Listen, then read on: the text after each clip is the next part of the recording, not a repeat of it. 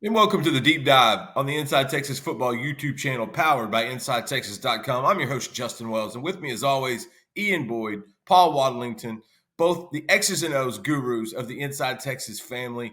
Guys, we had a spring game. We talked a lot about building up to it, and then we actually got to see it.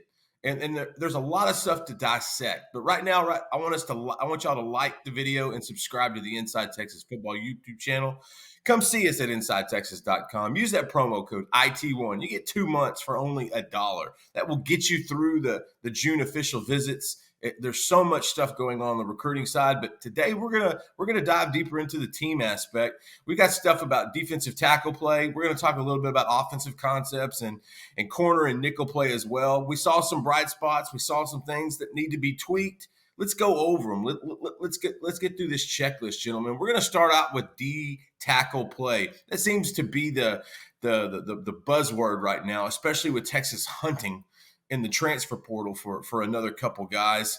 What were your guys' impressions of D tackle play and kind of where this and kind of where you think this grouping is going to be going? I'll start with you, Paul.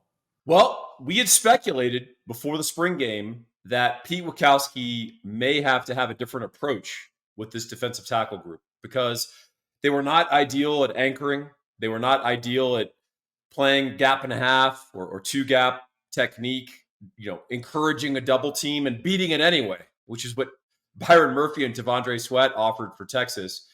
And I think we saw, hey, these guys, their skill set is actually more penetrating, taking gaps. And that doesn't seem to be what Pete Witkowski wants to do. Or at the very minimum, he wants to have the ability to anchor when he wants to. He wants to have the ability to have those big bodies, cause a big car crash, big pile up, and then let those new skilled edges that we suddenly have, let Anthony Hill at middle linebacker, let David Benda playing the other complementary linebacker, eat and go make plays and run around the field. And I think we're seeing that in the portal, and we're also seeing that in the minutes that are going to be, or the snaps that are going to be played by the guys that we currently have in the locker room. So Texas did add big Bill Norton from Arizona, classic anchor tackle, negligible pass rusher, not merely a lateral guy. He's not Byron Murphy, where he's going to be making tackles out near the sideline, but he's big and you can't push him back.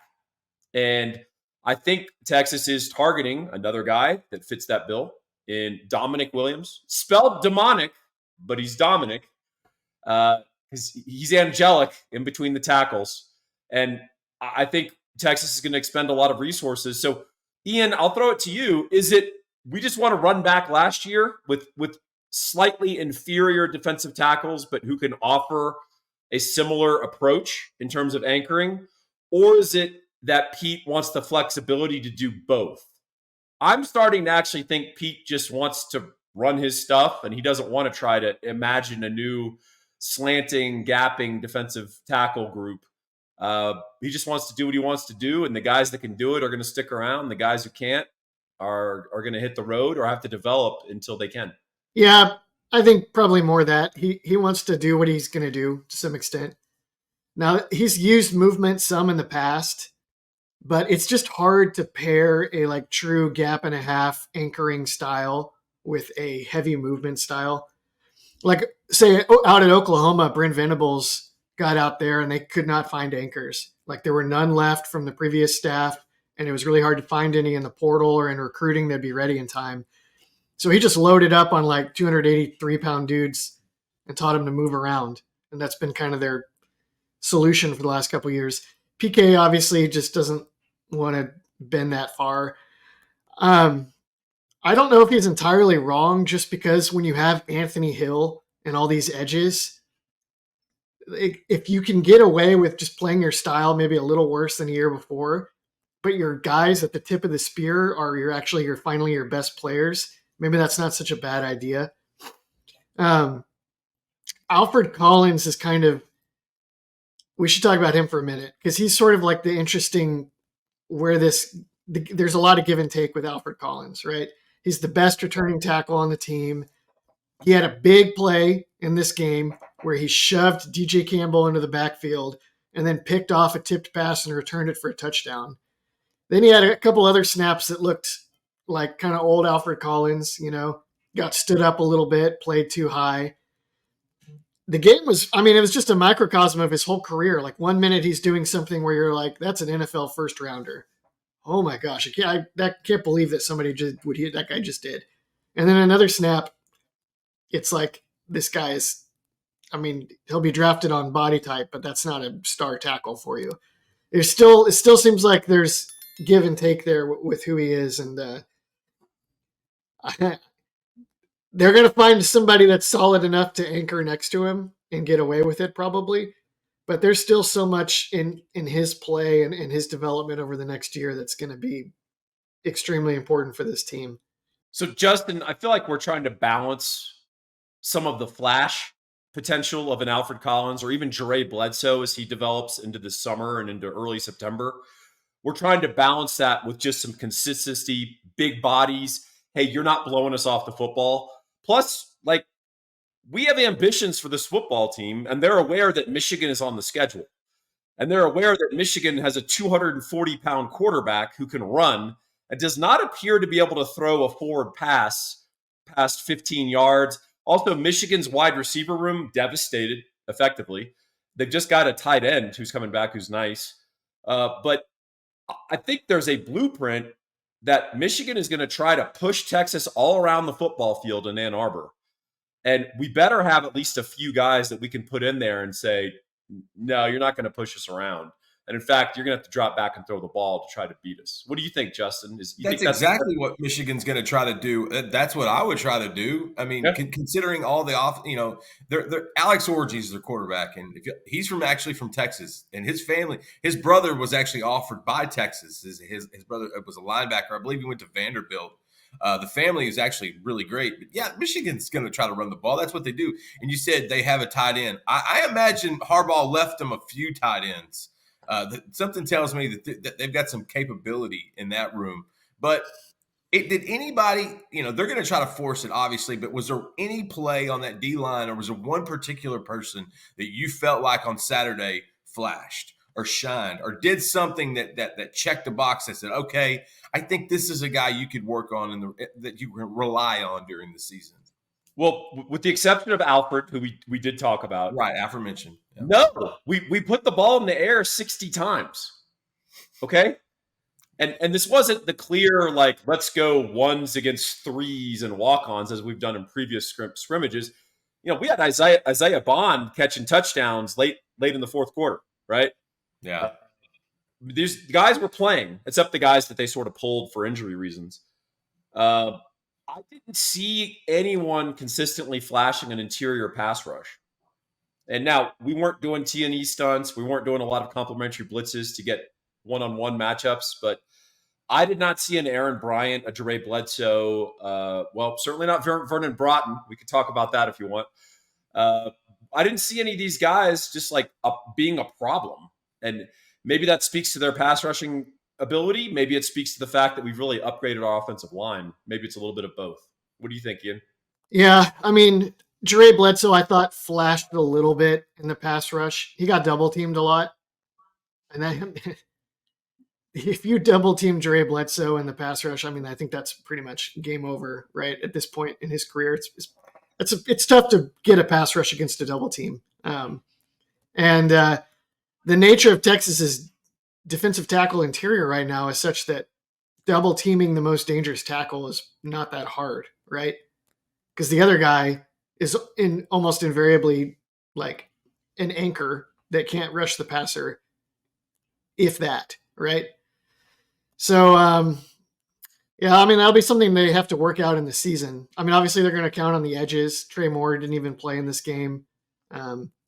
Probably they have a blitz package to help there as well, and we'll see how that materializes. But there's a reason that portal talk is the talk of the defensive tackle room right now, right? Naturally, very naturally. Nickel corner play. They threw the ball, like Paul said, 60 times. And now with Terrence Brooks headed off to deader grass on the other side of the field, on the other side of the fence, tell me what we're going to need to see from that spot. It's obviously Jahdae Barron might play some of that corner. It's very easily that he could. Did you see enough from Jalen Gilbo in that nickel spot? Does Andrew Makuba slide in a little bit more and play a little bit star? Where are we going in that direction? I thought Gilbo really looked promising in the spring game. He's always been pretty good in coverage, honestly, and from the nickel position. We don't know how he would hold up outside, but on the inside, he's pretty good in zone. He's quick. He's twitchy. He's got some length. He can turn and run very naturally. This has always been true. The questions for him have been like taking on blocking on perimeter screens, playing the edge when the ball goes outside and the nickel has to be a more active part of the run fit. And I thought, we didn't see a ton of that in the spring game, but I thought Gilbo looked improved there. Thought he looked a little more comfortable. So I feel like I'm almost unique now in thinking that just because he played nickel doesn't mean Jahdae Barron couldn't be one of the better corners in the conference even next year. He was very good at nickel. And then two, Gilbo was not ready in previous years, but I think the nickel room may be ready to lose Jahdae Barron even before considering the possibility of Makuba sliding down there and helping as well. Yeah, I'm going to hear something on that one. That's a start. That's a bold statement. Ian's all about the bold assertions. He's all about virality and clicks and saying crazy stuff. He's generational. He's the Stephen A. Smith of our crew. But before we talk about nickels and dimes, I want to talk about the important nickels and dimes in your life, in your financial life. Because Justin Wells, the most important financial decision 98.8% of us are ever going to make in our lives is the purchase of our home. And you got to have the right partner when you have that purchase. The guy that we love and the guy we recommend is Gabe Winslow. He is a 20-year industry veteran as a mortgage broker. He has just been phenomenal. He's obviously been a sponsor of various Longhorn enterprises, both NIL or even my humble podcast, Everyone Gets a Trophy podcast. And we have had dozens, nay, scores of listeners use his services and absolutely rave about what he does. Gentlemen, if you're using big banks to get your loan, you are failing because the big bank doesn't care. The banker keeps bankers' hours. They've got a lot of volume, and they only have one conduit to get your loan. Gabe Winslow has 70 different conduits as a private mortgage broker. You need to give him a call at 832-557-1095. You need to give him a call. He's really fantastic at what he does, and I have dozens and dozens of testimonials. Go read his Google page. There's like 150 five-star reviews with 4 paragraphs detailing the incredible problem solving that allowed someone to live their dream and get their house. All right, so we had talked about Jahdae Barron to corner before Terrence Brooks transferred out, and that's what we're kind of skirting around talking about. And I guess there's some pushback by folks who think Jahdae didn't play well down the stretch. Probably because he was injured. Probably also because maybe they're not watching or grading the game quite as carefully as we are. What they remember are the receptions on Jahdae. What they don't remember are the incompletions. And that's what you have to assess when you're evaluating someone. You have to evaluate all their targets, not that someone caught an 8-yard ball in front of them and you throw down your hat and say, that's inexcusable. I think the fact is Jahdae Barron played through some pretty significant injuries through the last part of the year, and that's why he was held out for big portions of the spring. They want him healthy, and there's a reason they are emphasizing keeping that guy healthy. He could have played in the spring game, guys. They chose not to play him for a reason, because they consider him a very valuable asset. So if you're looking to get some really good coverage, sticky coverage, and that's where we get to Manny Muhammad, who played really well in that scrimmage. In a scrimmage where the passing game got after it. I mean, what Arch and Lord and Owens combined, you're looking at like 550 yards passing, right? Well, none of that was on Manny Muhammad. He gave up one ball, and the ball he gave up was a perfect throw from Ewers and an incredible catch from Jonte Cook with Malik Muhammad draped all over him. If that's the kind of coverage we're going to get from him going against really good receivers at Texas, we're going to be in good shape on one side of the field. So if we can lock down the other, that's really going to help our safety play. If you really trust your corners, boy, it really clears your safety's ability to see ball, go get ball, and play more instinctively instead of always worrying about having the corners back on every instance. So I think that's an encouraging aspect of the secondary. That said, I saw some disconcerting things, in terms of communication. I saw some busts, which we should not be having in the spring game when you're running. Did we run 2 coverages? 3? Maybe 3? Yeah, not a lot. The angles the safeties took were not optimal. Well, and I will say this, that 2 of the people that were most exploited most frequently in the passing game were Wardell Mack, true freshman corner, and Xavier Filsame, true freshman safety. He took some ankles that Pythagoras would not approve of, guys. Euclid was rolling in his grave, and I already detailed, I think, in one of these that you'll see the catch and run touchdown to Thatcher. Xavier Filsame takes a terrible angle, and literally you could see him in the frame as the ball goes past him. He goes, "Oh, what have I done?" And it's like, yeah, we're going to hear about that one. Yeah, exactly. Now, you probably don't want to do that during the game. You probably would just want to turn around and chase the ball and not remonstrate. He's also an early enrollee freshman, so he's a young guy, and also this is a guy who wore pajama pants and slip-ons for Sark's official visit. So this is a different dude. Hey, at least he likes to be comfortable, and there are plenty of testimonials with Jahdae Barron. This guy played corner against Houston. In a pinch. He wasn't even supposed to play in the game because of injury. He comes off the bench, Rudy style, and goes out there and locks down guys on that side of the field against Houston in the second half. And so Barron is just indispensable. There's a reason he didn't have to really practice a whole lot this spring. Sark knows what he's getting there. Ian, anything else you want to add to the DB hoopla? It's possible that they held Barron out a lot in practice so that they could develop the other nickels. And so they could try to avoid scaring off either one of the other cornerbacks or potential incoming transfers. I don't know that. This is not because I've heard anything inside. What they have in Barron. You wonder if there's some games here where it's like, and if maybe even if Brooks sniffed it out, Well, here's the thought on Brooks, and I don't want to get too into this. I think that was a light that we've been waiting to turn on for a while, and it didn't fully turn on, and I think there was a sense that he or his camp wanted assurances he's the starting corner for the University of Texas this year, and I think the response was you'll have the opportunity to compete to be the starting corner at the University of Texas, and we're pending fall camp how you perform. We're pending September. How do you perform? Because we have other options, whether it's Jahdae Barron or Gavin Holmes. Gavin Holmes got beat pretty handily by Isaiah Bond. And other than that, I thought he actually was okay.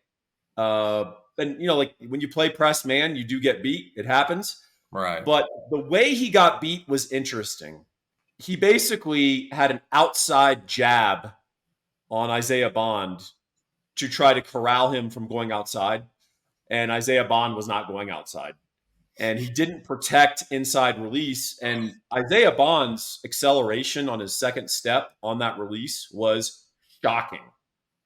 Isaiah Bond is real fast. And he just left him. And then Arch threw a perfect ball that he bent slightly back against the numbers.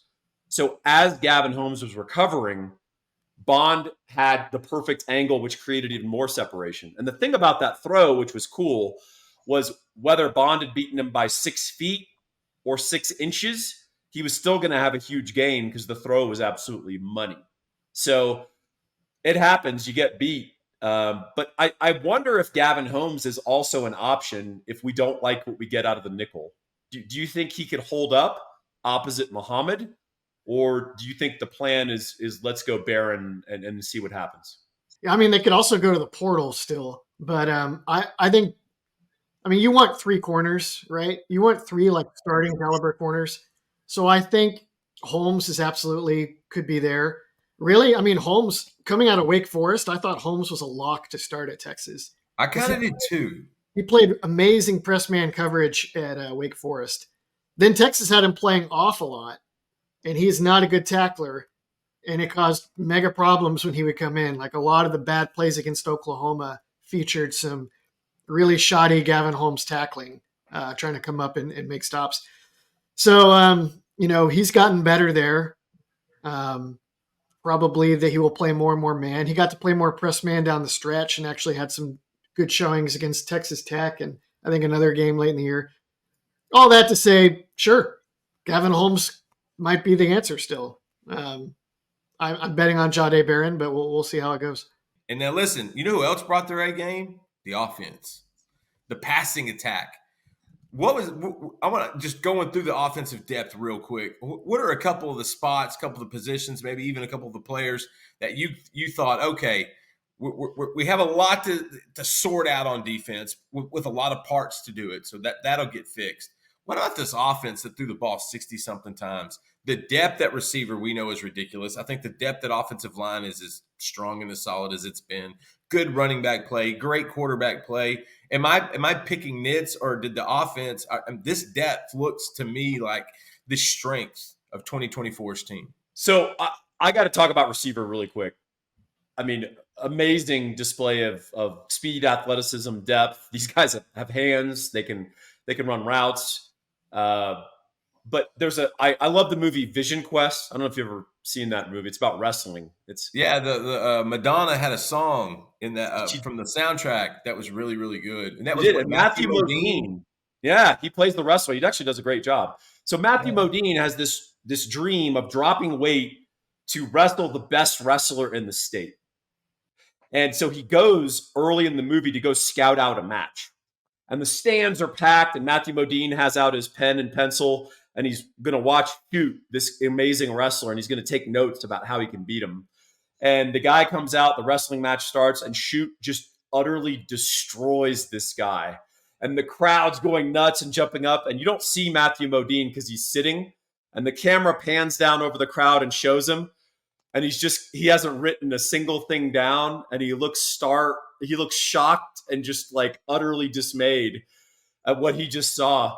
I wonder if that's what Silas Bolden thought when he watched the spring game, the incoming transfer from Oregon State. He's coming in to get his shine on. He's going to play in a real passing offense without this terrible quarterbacking he had at Oregon State. He's having visions of a 1,000-yard season. And then he watches 5 wide receivers for Texas just go off like Shoot. And he's thinking, oh, what have I done? He's got his pad and pencil watching the spring game, and he hasn't written a single thing down other than, oh, no. So good luck to Silas Bolden getting in that rotation. And by the way, if he can, we're going to be even scarier. So that's jumped out to me. The second thing that jumped out to me was we have a viable second-team offensive line. They put Jake Majors and Kelvin Banks in mothballs fairly early in that game for obvious reasons. You know what? We could still run offense.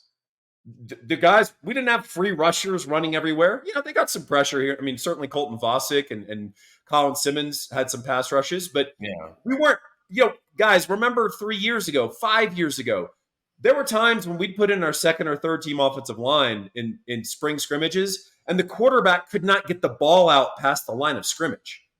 Everything was a sack or a batted ball or a whistled play or just a cluster. And I mean, that ain't the case anymore. So they got some real bodies and they got some real depth, and it's only going to get better. Yeah, even the third team guards were, I think, Malik Agbo and Connor Stroh. And Agbo, you can tell, is still a little too light to play guard. He got pushed around a little bit. Connor Stroh, when they're just running the ball, he looks like a guy that could be a starter at some point in the not too distant future. I don't know about pass protection, and I know that his weight he's carrying too much of it. He's like 370 or something. But they have a lot of talent, and a lot of these guys now, both like Agbo and Stroh, these guys have all been in the program for a couple of years now. So like you don't have the effect of the freshmen, sophomores coming in that don't even know what the calls are. Getting a crash course in the spring game. Yeah, they have not only do they have depth of talent, but they have depth of talent that's actually received a little bit of development. It's kind of hard to imagine a scenario where the offense just gets gutted by injury. Most of your like big time injuries seem like they would not necessarily hold the team back. Losing Kelvin Banks seems like the only thing that would be like a real loss and game changer that might not be something you can easily patch up. Yeah, you would throw Trevor Gooseby to the Wolves in that situation, but I thought he looked good, actually playing both sides. I thought I thought Jaden Chapman flashed. I saw a few guys. Andre Kojo, we had heard that he had played pretty well. I thought he played well. These are guys that some of them we were looking at potentially leaving for the portal because the offensive line was the room that needed the most attrition, and so far that doesn't look to be the case. So far, PK Kirkland might be the only one that winds up going, heading off, and coincidentally, he's going to Colorado, so that's a perfect fit. Real quick, wide receiver play was huge, like Paul said. You like the depth, Ian, on the offensive line. It's the Blue and Baxter show at running back. I think we know that. Who is going to be that third guy? Is it going to be Trey Wisner? Because I think he has worked his way into that conversation. And Wisner may run harder than any of the other tailbacks on this depth chart, just to the fact that he plays as hard as he does. And so we'll wrap it up there at the tailback room, and we'll tweak on quarterback a little bit because I thought we saw a few things from a few guys. But really, Blue and Baxter are your guys, but listen, is Wisner your third? Does Christian Clark or Jared Gibson sneak up and grab a few carries, or is it just going to be the Blue and Baxter lightning and thunder and Wisner the hailstorm? Probably that. Although, I mean, you imagine that maybe the winner of the Gibson Clark battle gets some like late game carries when it's like, hey, let's just run clock within 4-game window. Yeah. Maybe you don't always want Wisner just eating 8-man front tackles at the end of games. Maybe that's something that which he would. Well, you know what? That you raised a very valid point because unlike those two young freshmen, Wisner is going to be a very valuable special teams asset. Huge. And I think he is going to be, and we're not talking about as a returner, we're talking about as a gunner, and we're talking about the guy that stops the gunner. I just blanked on the name on a football. What do you call that guy? I just blanked on that. There's a term. Gunner stopper. Gunner stopper is the technical term. That's what we call it in East Texas. But those are very valuable. He's going to be on kickoff coverage. He's going to be doing a lot of special team stuff. So that's a guy you don't want to get hurt. And also that's a guy that he's going to get a bunch of snaps on special teams. And so he's going to get winded. I still think he's probably the third back. And the thing that sticks out to me is that he just gets better. He just works hard. And obviously Wisner takes football very seriously and just gets better every time you see him. And great compliment to Baxter and Blue. He can catch and he can run. That's a characteristic of all of these guys. Looks like Christian Clark can do that as well. So, I'm excited there. Did we want to talk tight end and quarterback really quick before we bow out and say goodbye to the people? I think we should note real quick on tight end, the Gunnar Helm is your incumbent. Jordan Washington had the catch of the day. Give that man his credit. Juan Davis came out running with the ones. And so, hey, I like that he's, getting a little bit of run. Maybe he sees the field a little bit this year because he's got that athleticism. But really, I think it's quarterback play. And let's do it in the most diplomatic way possible. Quinn Ewers, with his first 2 series, did what he did. But then it was Arch and Trey Owens, and those two stole the show. Ian, which one? Give me one on one, and Paul, you get the other. I'll say on Trey Owens that he was pretty composed. He got away with a lot of things in the spring game format you wouldn't get away with in a game. But his command of the offense for an early enrollee looks pretty good. And the zip, it kind of reminds you of like Malik Murphy sometimes. Sark would be like, Malik Murphy is probably the best arm on the campus, just in terms of like pure strength, throwing power, whatever. Oh, I don't know if Owens is that. I don't know if Owens is got a stronger arm than Quinn Ewers, but is one more big cannon arm dude, and he can definitely reach different areas of the field. Trey Owens may end up being like the Mac Jones or the I'm blanking on another Sark example, but the next Mac Jones for Steve Sarkisian, where he ends up starting for a year as an upperclassman after waiting his turn for a while when everybody's expecting blue chips behind him to come in and having a really good year because he's got a lot of the traits that Sark loves.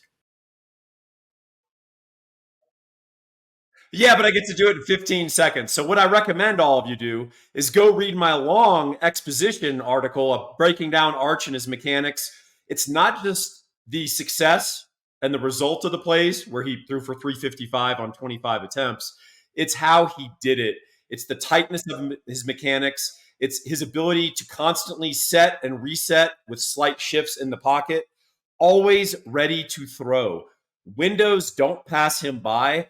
It's amazing to watch. It's NFL level type stuff, really. And it's not just because he's a Manning and he's been getting good quarterback tutelage, which he has.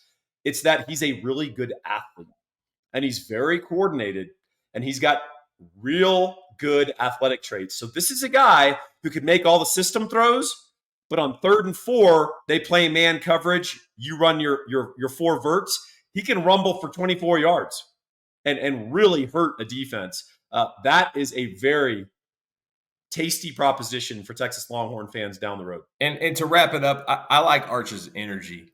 There's something charismatic about him. There's something galvanizing with these players around him. You know, after the second practice, he had hit Wingo on a deep play, and Wingo's jogging back. This is second spring practice. Wingo's jogging back, and he looks at him. He goes, "Look, there's nobody on this field that can guard you. I'm about to feed you this blank pill. Be ready."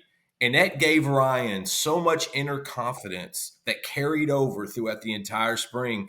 Arch wound up being right. This kid's got some energy that really these players are attracted to. And I think he's probably the best backup quarterback in the country. And so, hey, thank you again for watching the deep dive by the Inside Texas Football YouTube channel. We really do appreciate you making us a part of your day. Use the promo code IT1 to get 2 months of InsideTexas.com for $1. Please like and subscribe to the Inside Texas Football YouTube channel. We're climbing to 7,000. Help us get to that mark. Come see us at InsideTexas.com. And thank you again for joining us on the Inside Texas Football YouTube channel powered by InsideTexas.com.